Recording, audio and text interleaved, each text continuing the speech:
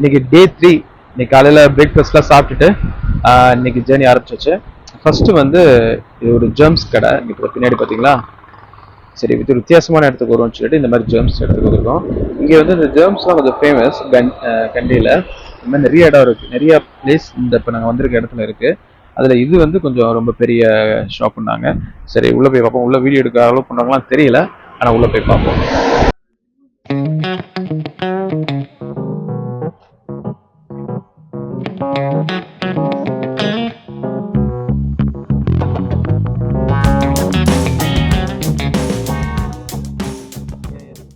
உள்ள ஒரு மியூசியம் வச்சுருந்தாங்க. அதுக்கப்புறம் ஒரு ஜெம்ஸ் ஸ்டோர்ஸ் இருந்தது, அது ஸ்பெஷல், அதுக்காக தான் அந்த மியூசியமே. அவர் போய் அந்த மாடல்ஸ்லாம் பார்த்தோம். எப்பயும் போல் ஒரு ரிங், அப்புறம் ஒரு ஸ்டோன், அதெல்லாம் டெம்ப்ட் ஆகி வாங்கிட்டு இப்போ வெளியே வந்துட்டோம். அடுத்து வந்து ஒரு டீ எஸ்டேட் போகிறோம். அது இங்கேருந்து ஒரு 1/2 hour, ஆனால் ஹில்ஸ் ரூட்டு. சரி வாங்க அங்கே போய் மீட் பண்ணலாம்.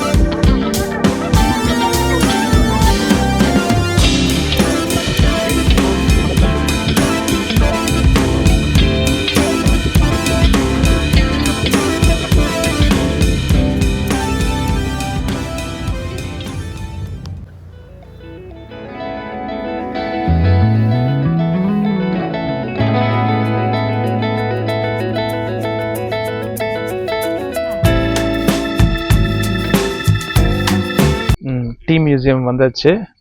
சரி உள்ளே போய் என்ன என்ட்ரன்ஸு, என்ன ஃபீஸ், எவ்வளோ நேரம், அதெல்லாம் உள்ளே போய் விசாரிப்போம்.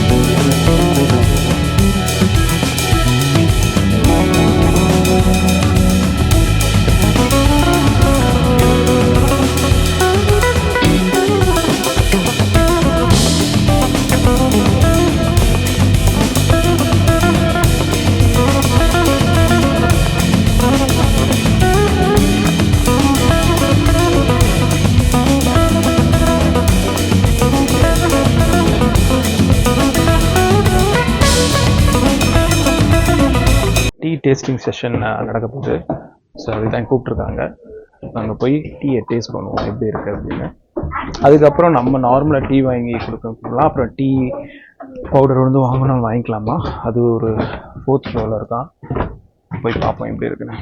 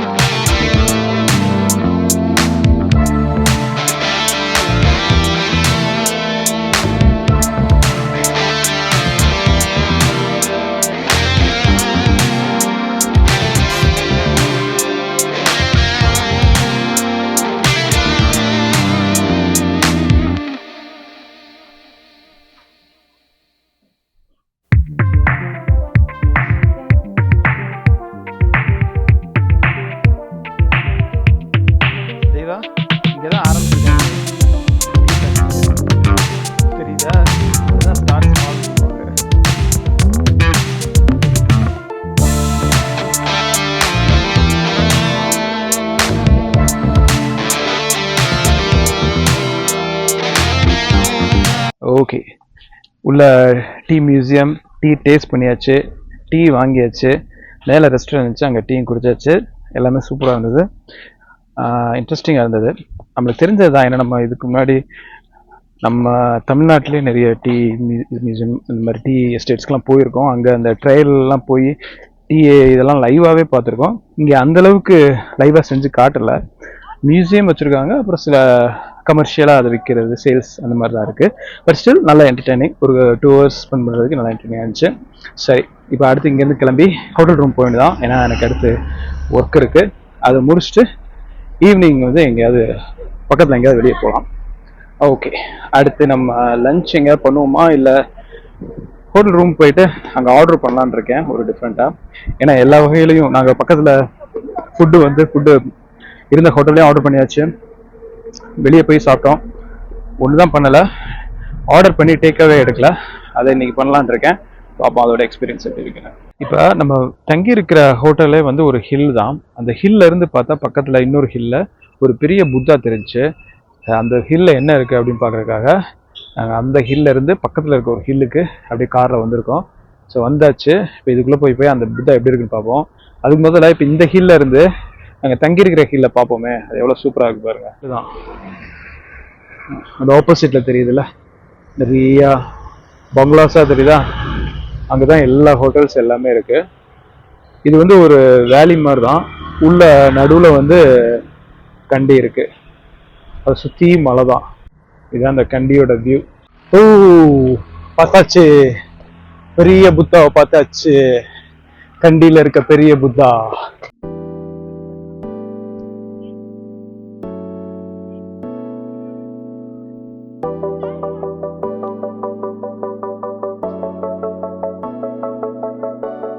இந்த புத்தா வந்து நம்ம இந்த ஹைட் இருக்கு இல்லையா, இப்போ மேலே பார்க்குறீங்கல்ல, இதில் ஓரளவுக்கு ஹைட் வரைக்கும் நம்மளே போகலாம். அதுதான் ஒவ்வொரு லெவலாக போய்கிட்டு இருக்கோம். இப்போ வந்து இதோட பேஸுக்கு வந்திருக்கோம். ஒரு ஃப்ளவர் புத்தா வந்து ஃப்ளவரில் உட்காந்துருக்க மாதிரி இருக்குது, அந்த இடத்துல இருக்கும். இன்னும் மேலே எவ்வளோ தூரம் போக முடியுதுன்னு பார்ப்போம். போயிட்டு அந்த டாப் வியூவில் இருந்து எப்படி தெரிஞ்சு பார்ப்போம்.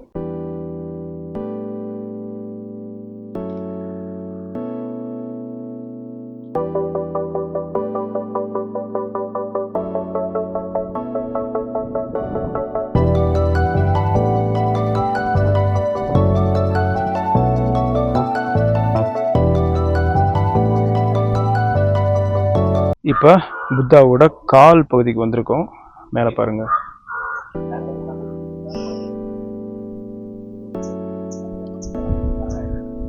ஆல்மோஸ்ட் கால் பகுதி வந்தாச்சு. இன்னும் எத்தனை ஃப்ளோர் இருக்குன்னு பார்ப்போம்.